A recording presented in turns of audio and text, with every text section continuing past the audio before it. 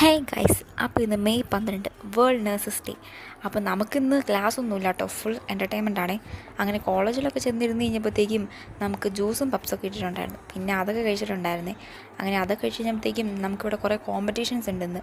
രംഗോലി, അതേപോലെ തന്നെ നമ്മുടെ ഐ വി സ്റ്റാർ ഡെക്കറേഷനൊക്കെ. ബൈ ദ വേ നമ്മുടെ ഈ ഫ്രണ്ടാണ് കേട്ടോ ഈ രംഗോലി ഇട്ടത്, നമ്മുടെ ക്ലാസ്സിൻ്റെ ആയിരുന്നു. ഇവർക്ക് പ്രൈസൊക്കെ കിട്ടി കേട്ടോ. പിന്നെ നമ്മുടെ കൾച്ചറൽസ് എല്ലാം സ്റ്റാർട്ട് ചെയ്തിട്ടുണ്ടായിരുന്നേ. ഫ്ലോറൻസ് നൈറ്റിംഗേലൊക്കെ വന്നിട്ടുണ്ടായിരുന്നു.